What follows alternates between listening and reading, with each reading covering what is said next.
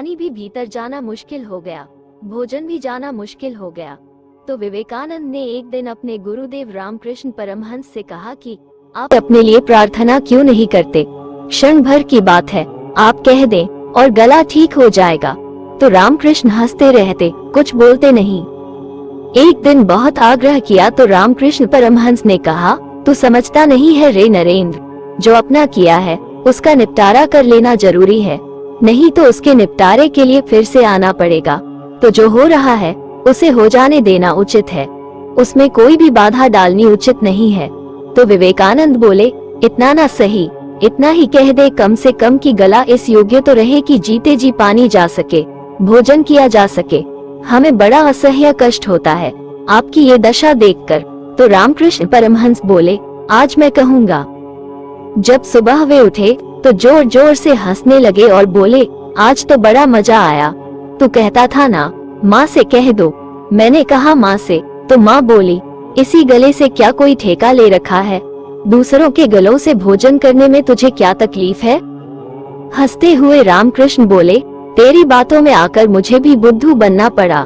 नाहक तू मेरे पीछे पड़ा था ना, और यह बात सच है, जाहिर है इसी गले का क्या ठेका है। तो आज से जब तू भोजन करे समझना कि मैं तेरे गले से भोजन कर रहा हूँ। फिर रामकृष्ण बहुत हंसते रहे उस दिन भर। डॉक्टर आए और उन्होंने कहा, आप हंस रहे हैं और शरीर की अवस्था ऐसी है कि इससे ज्यादा पीड़ा की स्थिति नहीं हो सकती। रामकृष्ण ने कहा, हंस रहा हूँ इससे कि मेरी बुद्धि को क्या हो गया कि मुझे खुद ख्याल न आया कि सभी गले अपने ही हैं। सभी गलों से अब मैं भोजन करूँगा, अब इस एक गले की क्या जिद करनी है? कितनी ही विकट परिस्थिति क्यों न हो, संत कभी अपने लिए नहीं मांगते, साधु कभी अपने लिए नहीं मांगते। जो अपने लिए मांगा तो उनका संतत्व खत्म हो जाता है। वो रंग को राजा और राजा को रंग बना देते हैं, लेकिन खुद भिक्षुक बने रहते हैं। जब आत्मा का विश्वात्मा के साथ तादात्म्य हो जाता है तो फिर अपना पराया कुछ नहीं रहता। इसलिए संत को अपने लिए मांगने की जरूरत नहीं, क्योंकि उन्हें कभी किसी वस्तु का अभाव ही नहीं होता। भक्ति का अर्थ है पूर्ण समर्पण। सरल शब्दों में हम कहते हैं कि ईश्वर के प्रति निष्ठा पूर्वक समर्पित होने वाला सच्चा साधक ही भक्त है। प्रेम और प्यार शब्द अधिक प्रचलन में है। जीव के साथ हो तो उसे प्रेम व प्यार कहते हैं, गुरुजनों के साथ हो जाए तो गुरु भक्ति, और परमात्मा के साथ हो तो भगवत भक्ति कहलाती है। प्रेम और भक्ति में अंतर है, भक्ति में मर्यादा है। भक्ति 9 प्रकार से की जाती है तथा इसके सभी चरण अनिवार्य हैं। पहली भक्ति श्रवण अर्थात भगवान के विषय में सुनना। दूसरी भक्ति कीर्तन, भगवान का भजन करना। तीसरी भक्ति स्मरण, भगवान को याद करना। चौथी भक्ति पाद सेवन, भगवान के चरणामृत का सेवन।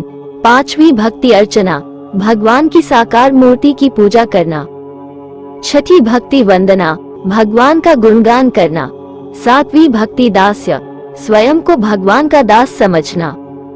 आठवीं भक्ति सख्य, ईश्वर को ही अपना परम मित्र समझकर अपना सर्वस्व समर्पण कर देना तथा सच्चे भाव से अपने पाप पुण्य का निवेदन करना।